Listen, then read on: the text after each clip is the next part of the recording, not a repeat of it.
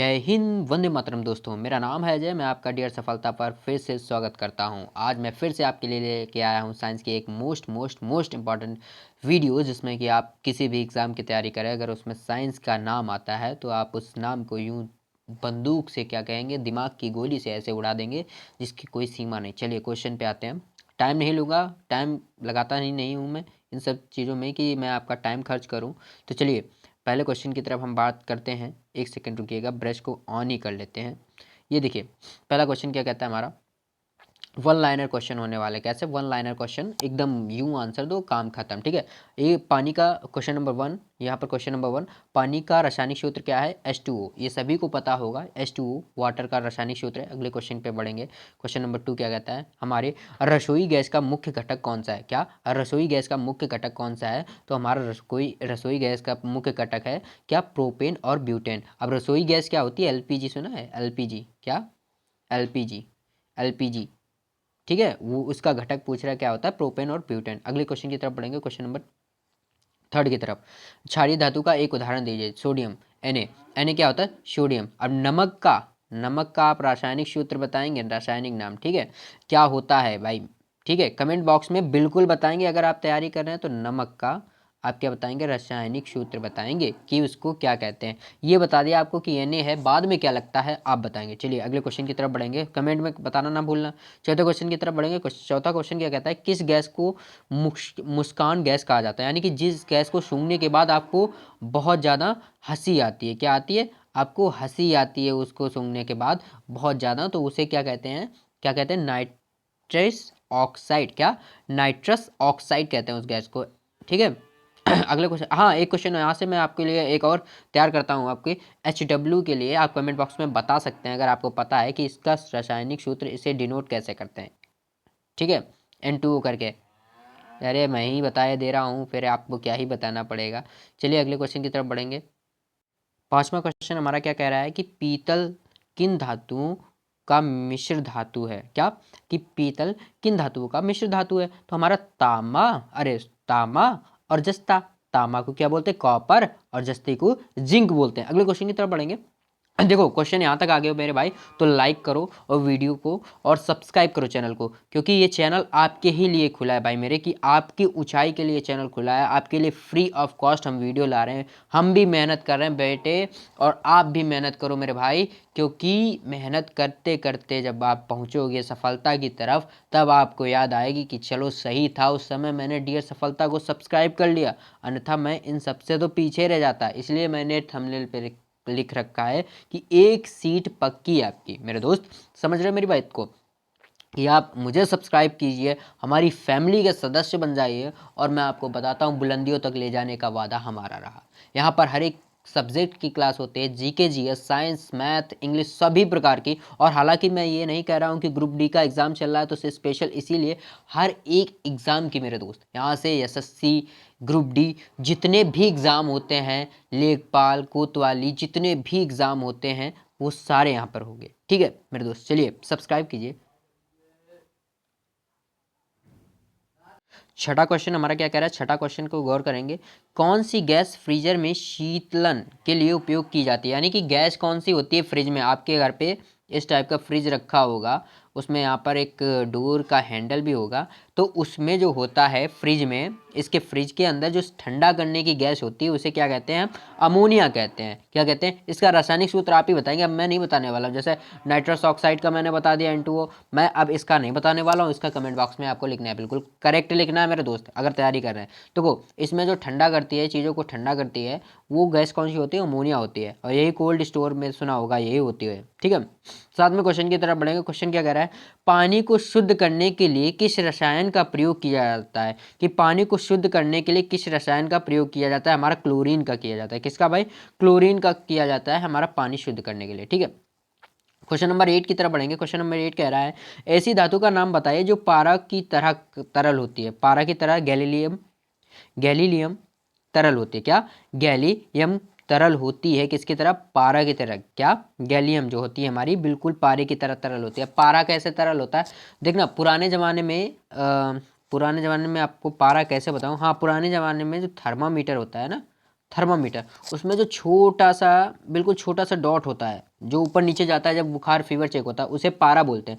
वो बहुत डेंजरस चीज़ है, यानी कि एक बूंद आपकी जान लेने का काम पूरा कर सकती है, ये पारा होता है, ठीक है।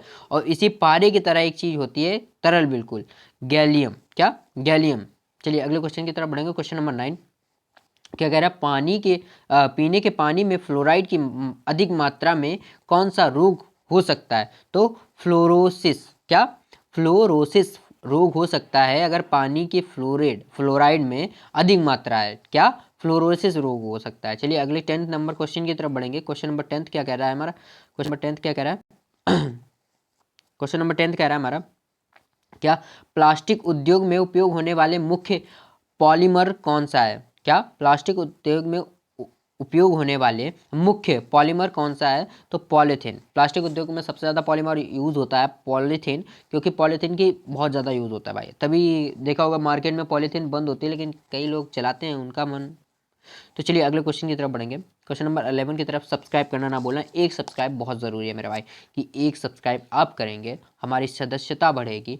और एक एक इंपॉर्टेंट चीज़ बताऊँ मैं किस लिए सब्सक्राइब कर रहा हूँ, कि अगर आप मुझे जल्दी सब्सक्राइब करेंगे तो हमारा लाइव सेक्शन स्टार्ट हो जाएगा, जिससे कि हम आपकी लाइव क्लास ले पाएंगे, आप डायरेक्ट हमसे बातचीत कर सकेंगे, कमेंट में आप आंसर देंगे, मैं देखूंगा और जितना शाबाशी दे पाऊंगा आपको दूंगा, ठीक है। तो लाइव जल्दी चालू हो जाए, इसलिए सब्सक्राइब कीजिए, दबा के लाइक शेयर ठोक दीजिए। क्वेश्चन नंबर 11, कोशिका का ऊर्जा ग्रह क्या है? पावर हाउस जिसे बोलते हैं, वो है हमारा माइटोकॉन्ड्रिया। क्या? माइटोकॉन्ड्रिया, ठीक है। अगले क्वेश्चन की तरफ बढ़ेंगे। 12th क्वेश्चन क्या कहता है, पौधों में भोजन का निर्माण प्रक्रिया क्या कहलाती है? प्रकाश संश्लेषण, फोटोसिंथेसिस। क्या? प्रकाश संश्लेषण, फोटोसिंथेसिस।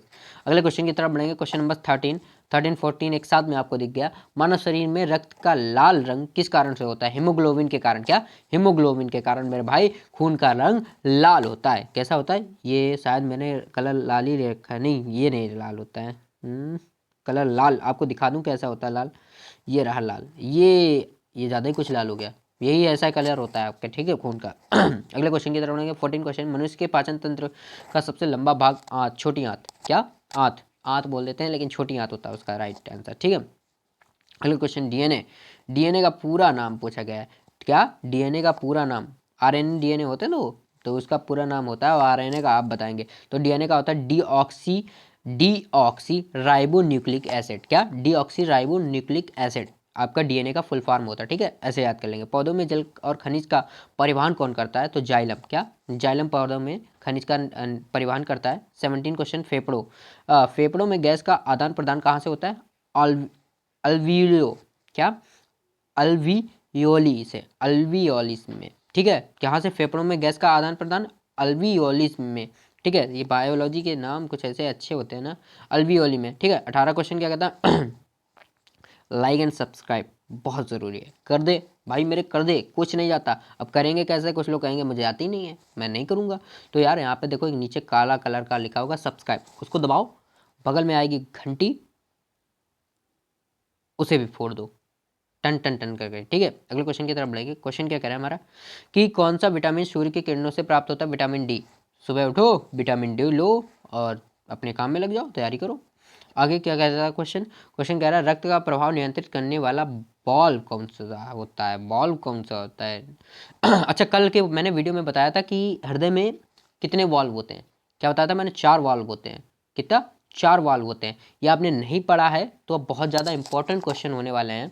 इसमें देखो हृदय में 4 वॉल्व होते हैं, ठीक है, 4 वॉल्व होते हैं। इनमें से एक क्या कार्य करता है? रक्त के प्रभाव को कंट्रोल करता है, नियंत्रित करता है। अब वो कौन सा है नहीं पता है ना, तो मैं बताऊंगा मेरे दोस्त, लेकिन सब्सक्राइब करो, बहुत ज़रूरी है। वो होता है हमारा हार्ट वॉल्व।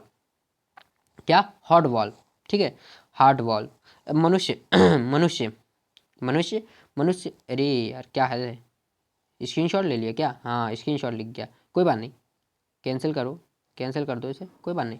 क्या क्वेश्चन कह रहा है? 20वां क्वेश्चन हमारा कह रहा है मनुष्य के शरीर में पाई जाने वाली सबसे लंबी हड्डी का नाम क्या है? फीमर, जांग में पाई जाती है, और कान की सबसे छोटी हड्डी होती है, उसका नाम आप लोग बताएंगे, ठीक है। जांग की सबसे बड़ी हड्डी होती है मेरे दोस्त, जांग की सबसे बड़ी हड्डी होती है फीमर, और कान की सबसे छोटी हड्डी होती है, उसका नाम आप लोग बताएंगे, ठीक है। ये 20 क्वेश्चन मैंने लाए थे, आपके पूरे हो गए, और मैं आशा करता हूँ आपको ये क्वेश्चन अगर आते होंगे तो वाह वाह बल्ले बल्ले आपके लिए, अगर नहीं आते हैं तो बेटा नोट डाउन कर लो, स्क्रीनशॉट ले लो। एसएस मांगते होगे ना, एसएस भेजो, मुझे पता है तुमने बात की, वो वाला एसएस, ठीक है, एसएस ले लो, याद करो उसे, केयरफुल्ली रहो अपने एग्ज़ाम के लिए, तैयारी अभी से स्टार्ट कर दो। ये नहीं कि 15 दिन बचे अब, अरे हो जाएगा भाई मेरे, हो जाएगा। और 15 दिन के बाद 3 दिन, अब कैसे होगा, पैसे भी जाएंगे 500, अगर जनरल से आते हो गए तो 500 जाएंगे, नहीं तो 250 भाई, ठीक है। और देखो कुछ लोग ऐसे सोचते होंगे 400 रिटर्न तो आ जाएंगे, लेकिन बेटा 100 रुपये से वैल्यूज पूछो, 100 रुपये कैसे आते हैं, कैसे कमाए जाते हैं, वो अभी नहीं जानोगे, आगे चल के जानोगे, जब 3-4 लड़के हो जाएंगे तब जाके पता चलेगा, क्योंकि शादी तो हो ही जाएगी, सबकी हो जाती है भाई मेरे, ठीक है। तो सब्सक्राइब करो, लाइक करो दबा के, और तब तक के लिए जय हिंद, वंदे मातरम।